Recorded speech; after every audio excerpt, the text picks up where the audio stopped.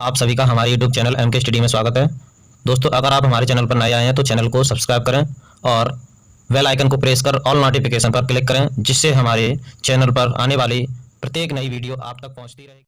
Hello दोस्तों, तो आप सब कैसे हैं? आई आपकी सब अच्छे होंगे। दोस्तों, आज हम पढ़ने वाले हैं क्लास 10th विज्ञान के अध्याय 6 के बारे में।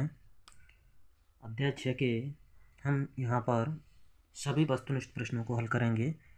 इसमें से वस्तुनिष्ठ प्रश्न 3 नंबर के आएंगे। इसमें से मतलब 3 नंबर की ऊटी हमें पढ़ने को मिलेंगी।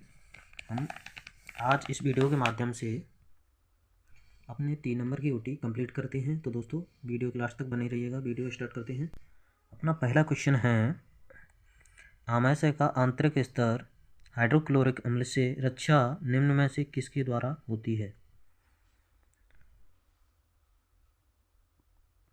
ऑप्शन है पेप्सिन, म्यूकस, लारामाइलेज और पित्रस। तो पेप्सिन ये आमाशय के आंतरिक स्तर को नहीं करता। ये भाई पेप्सिन का काम अलग है, प्रोटीन के लिए काम है इसका। लारामाइलेज, एमाइलेज तो भी लार में पाया जाता, तो ये तो ऑप्शन हो ही नहीं सकता। नेक्स्ट पित्रस, पित्रस लिवर के यहाँ पे होता है, तो भाई ये भी नहीं हो सकता। नेक्स्ट है म्यूकस, ये आपका बिल्कुल सही है। म्यूकस, म्यूकस क्या काम करता है? जो हाइड्रोक्लोरिक अम्ल होता है वो आमाशय के आंतरिक स्तर को प्रभावित ना करे, इसके लिए वो इससे रक्षा करता है। नेक्स्ट है भोजन नली का कौन सा भाग यकृत से पित्रस प्राप्त करता है?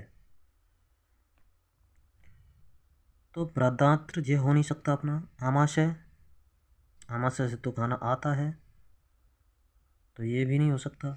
ग्रशिका, ये तो भाई सबसे ऊपर है, आमाशय से ऊपर ही।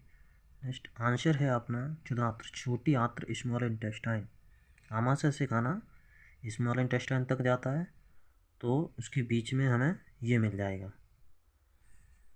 तो भोजन नली का कौन सा भाग यकृत से पित्रस प्राप्त होता है?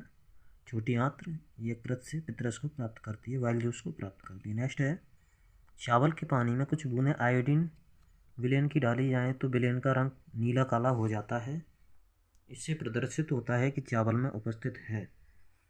तो दोस्तों, स्टार्च इसका आंसर सही है, क्योंकि स्टार्च पर जैसे ही आयोडीन की बूंदें डाली जाती हैं तो वो नीला काला हो जाता है, नीला रंग देता है। एक्स्ट्रा क्वेश्चन है, श्वसन प्रक्रिया है, श्वसन कौन सी प्रक्रिया है? उपचयन, अपचयन या अवशोषण? तो उपचयन अभिक्रिया यानी ऑक्सीकरण अभिक्रिया, अपचयन अभिक्रिया अलग होती। उपचयन अभिक्रिया या ऑक्सीकरण अभिक्रिया कौन सी होती है? जिसमें ऑक्सीजन उपस्थित होती है या ऑक्सीजन से रिलेटेड होगी। नेक्स्ट अपचयन, जिसमें ऑक्सीजन नहीं होगी। अवशोषण ये अलग ही हो गया। तो श्वसन अभिक्रिया जो होती है वो उपचयन प्रक्रिया है। श्वसन प्रक्रिया कौन सी है? उपचयन प्रक्रिया के नाम से भी जानी जाती है। नेक्स्ट, भोजन नली के किस भाग में भोजन का पूर्ण पाचन होता है? भोजन की नली या आहार नली कह सकते हैं, उसके किस भाग में भोजन का पूर्ण पाचन होता है? भोजन मतलब कार्बोहाइड्रेट, प्रोटीन, फैट, इन तीनों का जो पाचन होता है सही से या पूर्ण पाचन छोटी आंत्र या क्षुधांत्र में जा कर के होता है। हमारा आंसर ये सही है। अगर ओनली कार्बोहाइड्रेट का पूछा जाए कि कार्बोहाइड्रेट का पाचन कहाँ से स्टार्ट होता है, तो मुख गुहा से। और प्रोटीन का पूछा जाए तो आमाशय से। अगर फैट का पूछा जाए तो छोटी आंत्र के ऊपरी भाग ड्यूडेनम से स्टार्ट होता है। और इन तीनों का लास्ट या पूर्ण पाचन कहाँ पर जाकर के होता है? छोटी आंत्र में। नेक्स्ट क्वेश्चन है, मनुष्य में वृक्क एक तंत्र का भाग है, वह है? वृक्क जो किडनी है वो किस सिस्टम के अंतर्गत आती है? तो पोषण, पोषण के अंदर नहीं आती। श्वसन इसके अंदर भी नहीं आती, ये इसके अंदर फेफड़े आते हैं। उत्सर्जन और परिवहन, परिवहन के अंदर भाई हो ही नहीं सकता ये, तो उसके अंदर हार्ट, ब्लड वेसल्स वगैरह आती हैं। तो ये अपना आंसर है उत्सर्जन। वृक्क किसका भाग है? उत्सर्जन का, यानी अपने अपशिष्ट पदार्थों को शरीर से बाहर निकालने का काम करती है। नेक्स्ट है, पादप में जाइलम उत्तरदायी है। जाइलम का क्या काम होता है? पादप में 2 प्रकार के ऊतक बताए गए हैं इसमें। एक का काम रहता है भोजन का परिवहन करना पौधे के सभी भागों में, और एक का काम रहता है जल एवं खनिज लवणों का परिवहन करना। तो जाइलम का काम होता है जल एवं खनिज लवणों का परिवहन, यानी जड़ों के द्वारा जो जल सूखा जाता है, मिनरल्स सूखी जाती हैं, उसको पौधे के सभी भागों में पहुंचाना होता है। और जाइलम के बाद फिलोयम का काम रहता है भोजन का।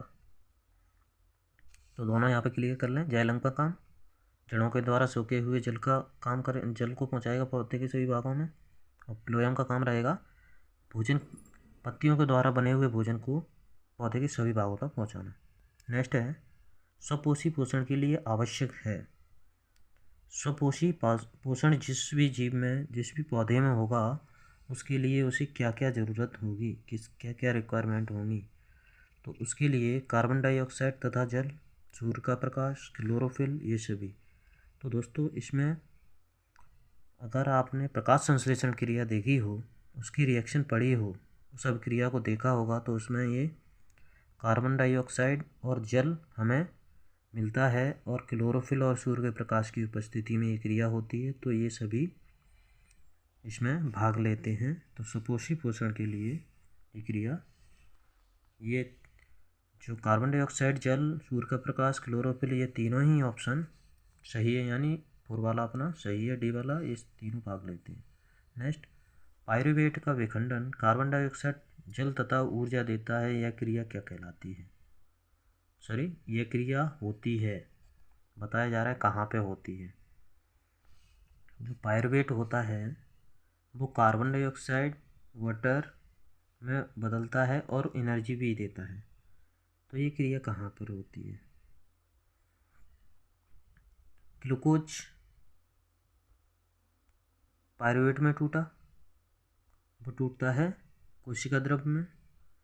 और पायरुवेट जब कार्बन डाइऑक्साइड, जल और ऊर्जा में बदलता है तो वो होता है माइटोकॉन्ड्रिया, मैट्रिक्स ऑफ माइटोकॉन्ड्रिया में। ये वाला आंसर हमारा सही है। नेक्स्ट है प्रकाश संश्लेषण की क्रिया पौधे के किस भाग में होती है? तो अभी मैंने आपको बताया था कि पत्तियों द्वारा बना हुआ भोजन, तो प्रकाश संश्लेषण क्रिया क्या होती है? जिसके द्वारा पौधे अपना भोजन स्वयं बना लेते हैं। तो पत्ती ही वो भाग होता है जहाँ से प्रकाश संश्लेषण क्रिया होती है, भोजन का उत्पादन होता है, या कह सकते हैं इसे किचन ऑफ प्लांट पत्ती को कहा जाता है, पौधे का रसोई घर। फेफड़े या फुफ्फुस स्थित होते हैं। फेफड़े कहाँ पाए जाते हैं हमारे? आंत्र के पास? नहीं। अग्नाशय के नीचे? नहीं। उदर गुहा में? पेट में भी नहीं, वही मिलेंगे। वक्षवान, हाँ, ये हमारी छाती में पाए जाते हैं, इसलिए ये वाला आंसर अपना बिल्कुल सही है। नेक्स्ट है रिक्त स्थान। वे सभी प्रक्रम जो सम्मिलित रूप से अनुरक्षण का कार्य करते हैं टडर कहलाते हैं।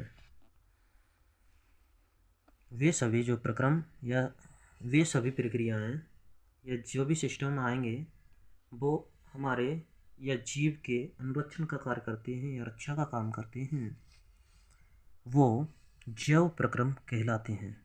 जैव प्रक्रम कहलाते हैं। नेक्स्ट है ऊर्जा के स्रोत भोजन को बाहर से शरीर के अंदर ग्रहण करना, यानी भोजन है ऊर्जा का स्रोत, उसे हम अपने शरीर के अंदर ग्रहण कर रहे हैं, वो किस क्रिया के अंतर्गत आता है?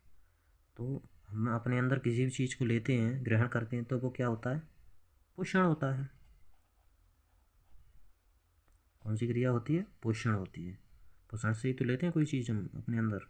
नेक्स्ट है शरीर के बाहर से ऑक्सीजन का ग्रहण करना तथा कोशिकीय आवश्यकता अनुसार खाद्य स्रोत के विघटन में उसका उपयोग करना, यानी शरीर के बाहर यानी बाहरी वातावरण से हम ऑक्सीजन को ले रहे हैं और कोशिका की आवश्यकता अनुसार, उसे ज़रूरत के अनुसार हम अपने उपयोग में ला रहे हैं, वह क्रिया क्या कहलाती है? तो वह क्रिया कहलाती है श्वसन।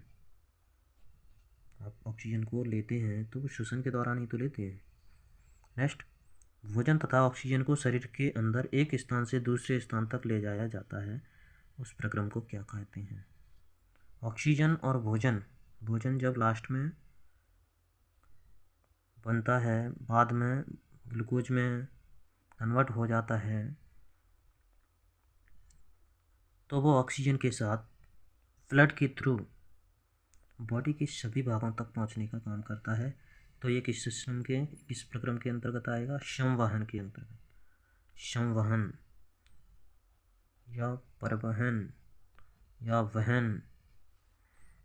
नेक्स्ट है शरीर में उपस्थित अपशिष्ट हानिकारक एवं विषैले पदार्थों का शरीर से बाहर निकालने का प्रयोग।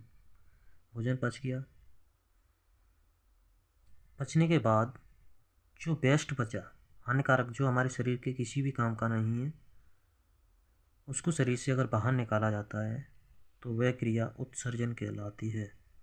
क्या कहलाती है? उत्सर्जन। वह प्रक्रम उत्सर्जन होता है। नेक्स्ट है अपना श्वसन वर्णक किसे कहा जाता है? श्वसन वर्णक जीवों में किसे कहा जाता है? हीमोग्लोबिन को कहा जाता है। किसे कहा जाता है? हीमोग्लोबिन को कहा जाता है। नेक्स्ट है कृत्रिम वृक्क द्वारा, कृत्रिम किडनी द्वारा नाइट्रोजनी अपशिष्ट पदार्थों को निकालने की युक्ति क्या कहलाती है? यानी कभी कभार हमारी किडनी खराब हो जाती हैं तो हमारे ब्लड से नाइट्रोजनी अपशिष्ट पदार्थ या ब्लड को फिल्टर किया जाएगा। वो किस विधि के द्वारा या किस युक्ति के द्वारा करते हैं? तो वो युक्ति हीमोडायलिसिस कहलाती है। क्या कहलाती है? हीमोडायलिसिस। कृत्रिम रूप से हम अपने ब्लड को फिल्टर या इसमें से नाइट्रोजनी अपशिष्ट पदार्थों को बाहर निकाल रहे हैं तो वो क्रिया हीमोडायलिसिस कहलाती है।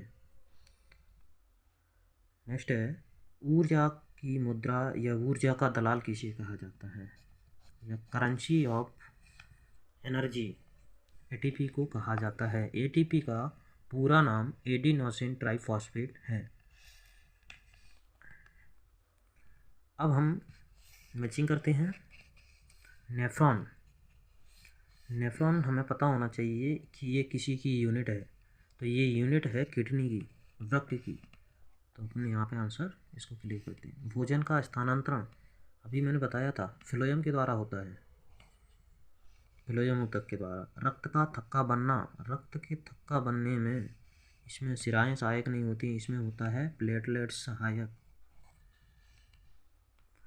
और अनऑक्सीकृत रक्त या कह सकते हैं हम अशुद्ध रक्त किस में बहता है? शिराओं में बहता है। लेकिन जो पल्मोनरी शिराएँ होती हैं उनमें शुद्ध रक्त बहता है। वैसे सभी शिराओं में अशुद्ध रक्त बहता है, लेकिन पल्मोनरी जो शिरा होती हैं उसमें अशुद्ध रक्त बहता है। नेक्स्ट है स्वपोषण। स्वपोषण इनमें से किस में होता है? सभी हरे पेड़ पौधों में। विषम पोषण किस में होगा? हिरण में। परजीवी यानी किसी दूसरे के ऊपर डिपेंड रह करके भोजन करते हैं, वो जोंक या लीच कहलाती है। बाकी बचा बोया प्राणिश।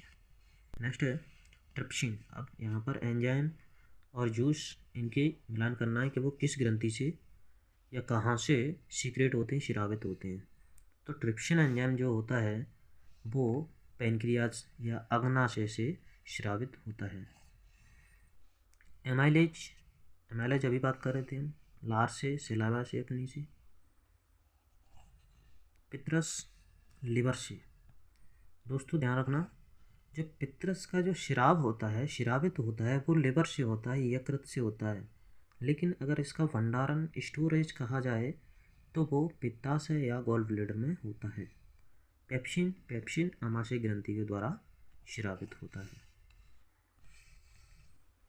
नेक्स्ट मैचिंग है स्पेग्मेमोनोमीटर। स्पेग्मेमोनोमीटर होता है वो रक्त दाब को मापने का काम करता है, अपने ब्लड प्रेशर को मापने का काम करता है। नेक्स्ट वृक्क, किडनी। अभी किडनी की बात करें तो किडनी तो उत्सर्जन में भाग लेती है, वेस्ट पदार्थों को शरीर से बाहर निकालती है। धूम्रपान फेफड़ों का कैंसर होता है। बात धूम्रपान लिखा भी देखा होगा, जो गुटखा वगैरह होते हैं या तंबाकू वगैरह होती है या बीड़ी सिगरेट होती है, उस पर लिखा होता है कि धूम्रपान जानलेवा है, इससे कैंसर होता है। तो यहाँ पर हम धूम्रपान को कैंसर से मैच कर देते हैं। रंध्र, रंध्र क्या होता है? रंध्र कहते हैं पत्तियों में पाए जाने वाले जो छोटे छोटे छिद्र होते हैं जिसके द्वारा उनमें गैसों का आदान प्रदान होता है, ऑक्सीजन निकलना, CO2 का ग्रहण करना, ये सब होता है वो रंध्र या स्टोमेटा के द्वारा होता है। तो इसका हमारा ऑप्शन है 4 वाला। Next chlorophyll. क्लोरोफिल प्रकाश संश्लेषण क्रिया को करता है। अब नेक्स्ट है अपना एक वाक्य या एक शब्द में उत्तर दीजिए। दोस्तों पढ़ते हैं। सौर प्रकाश एवं क्लोरोफिल की उपस्थिति में कार्बन डाइऑक्साइड एवं जल के संश्लेषण के फलस्वरूप ग्लूकोज बनने की क्रिया क्या कहलाती है? ग्लूकोज या कार्बोहाइड्रेट बनने की क्रिया क्या कहलाती है? सूर्य का प्रकाश, क्लोरोफिल की उपस्थिति, सूर्य का प्रकाश और क्लोरोफिल की उपस्थिति होगी और कार्बन डाइऑक्साइड और जल का संश्लेषण होगा। तो ये क्रिया अभी हम पीछे पढ़ के आए थे। जो प्रकाश संश्लेषण क्रिया होती है वो कार्बन डाइऑक्साइड एवं जल के संश्लेषण, सूर्य का प्रकाश और क्लोरोफिल की उपस्थिति में होता है। तो इस क्रिया का नाम है प्रकाश संश्लेषण, या कह सकते हैं फोटोसिंथेसिस। नेक्स्ट, मनुष्य में ग्रहण किए गए भोजन के जटिल यौगिकों को सरल यौगिकों में विखंडित करने की सतत प्रक्रिया क्या? जैसे कि हम भोजन को खाते हैं, खाने के बाद उसे छोटे छोटे टुकड़ों में या उसकी यूनिट्स में बदला जाए। जैसे हमने कार्बोहाइड्रेट लिया, प्रोटीन लिया और फैट या वसा ली, वसा खाया भोजन के रूप में, उनको कैसे सरल किया जाएगा या सरल यौगिकों में कैसे तोड़ा जाता है या उनकी यूनिट्स में कैसे बदला जाता है, तो वो प्रक्रिया पाचन कहलाती है। क्या कहलाती है? पाचन। अपशिष्ट हानिकारक एवं विषैले पदार्थों को शरीर से बाहर